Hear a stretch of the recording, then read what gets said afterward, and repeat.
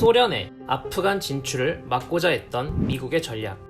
그리고 그 전략이 불러온 예상치 못했던 사상 최악의 테러 9.11. 아프간에서 벌어졌던 냉전은 어떻게 알카에다라는 최악의 테러 조직을 탄생시켰을까? 인간의 과학기술이 자연환경을 뛰어넘을 수 없었던 전근대 시대. 오늘날의 아프가니스탄 땅은 중국과 인도 아대륙을 막는 거대한 자연장벽 히말라야 산맥을 통과하지 않고 비옥한 인도 아대륙과 중동으로 들어가는 관문이었습니다. 때문에 알렉산드로스부터 몽골, 티무르, 무갈 제국 등 다양한 침략자들이 이 땅을 통해 인도 아대륙으로 진출해왔고, 이런 전략은 19세기 영국과 그레이트 게임을 벌이며 부동항을 찾아 헤매던 러시아도 아프간에 눈독을 들이게 만들었습니다. 한편 영국은 영국대로 이런 러시아의 진출로부터 인도와 중동을 방어하기 위해 아프가니스탄의 전략적 가치를 중요시 여겼으며, 이는 비행기의 발명 등 과학기술이 발달한 후로도 유효해 영국의 뒤를 이어 소련과 냉전을 하던 미국도 같은 방식으로 아프간을 바라보게 만들었습니다. 그러던 1973년 중도 비동맹주의 아프가니스탄 왕국의 전 총리이자 국왕 무함마드 자히르샤의 사촌형 무함마드 다우드 칸은 자신을 따르는 장교들의 지지로 무혈 쿠데타를 성공시키고 왕정체제를 무너뜨린 후 스스로를 아프가니스탄 공화국의 초대 대통령이라 선포합니다. 자히르샤 치하에서의 근대화 개혁이 큰 진전을 이루지 못하고 있는데 불만을 품었던 다우드 칸은 자신을 따르는 친공산주의 성향 장교들과 함께 새 헌법 반포, 국방 현대화, 은행 국영화, 비동맹 노선 유지 등 새로운 국가 건설을 위해 노력했으나 1978년 아프가니스탄 인민민주당 소속 장교들의 쿠데타와 암살로 결국 생을 마감하게 됩니다. 하지만 쿠데타로 정권을 잡은 아프간 인민민주당의 급진적인 토지 재분배 등 강압적인 스탈린식 개혁 정책은 아프간 내부 전통사회에 강한 반발을 초래했고, 인민민주당 지도부는 지도부대로 칼프 계파와 파르참 계파 간 내부 권력 투쟁으로 1979년 할프 계파 소속이던 누르 무함마드 타라키 서기장 암살 사태와 전국적인 반정부 시위로 아프간은 혼란에 빠지게 됩니다. 이를 더 이상 지켜보고 있을 수만 없었던 소련의 브레즈네브는 1979년 12월 24일 붉은 군대를 보내 카불을 점령, 자신들에게 충성스러웠던 파르참 계파 소속 마브라 카르마를 정부 수반으로 세웠고, 이는 곧 미국과 이슬람 세계의 개입으로 이어졌습니다. 당시는 미국과 소련 양국이 간신히 이룬 긴장 완화, 즉 데탕트 모드 속에 있었던 시기임에도 불구하고 소련이 아프간 점령으로 인도 아대륙과 중동 산유국으로 진출할 수 있는 활로를 열도록 가만히 두고 볼 수 없었던 미국은 아프간 바로 옆에 있던 파키스탄에 접근, 자신들이 자금을 제공할 테니 이슬람 세계에서 소련에 대항해 싸울 전사들을 아프간으로 보내는 전진기지 역할을 하라고 제안합니다. 마침 1978년 쿠데타를 통해 정권을 잡아 자신의 정권에 정당성을 부여해야 했던 파키스탄의 지아울 하크 대통령은 이와 같은 역할이 자국 내 이슬람 원리주의자들을 만족시켜 자신의 권력에 정당성을 부여하고 파키스탄의 지전략적 이익도 지킬 수 있는 방안이라 생각해 이를 받아들이게 됩니다.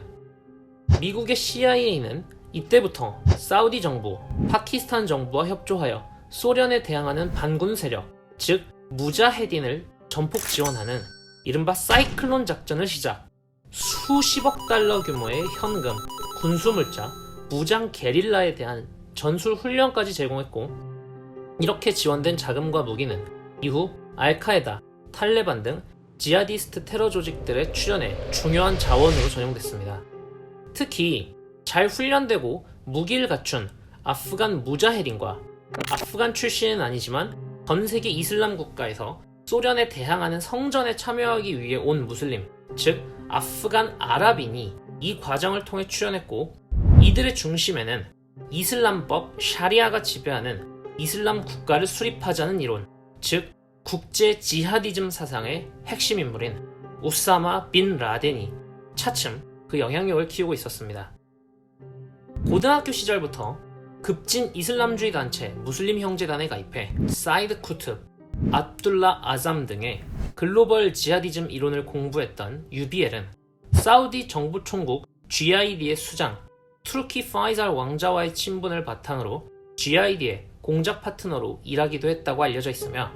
1979년 소련의 아프간 침공 시에는 불과 22살의 나이로 대학을 그만두고 전쟁에 참여해 무함마드와 이슬람 교리를 왜곡, 자신이 추구하는 폭력적 지하드에 악용하기 시작했고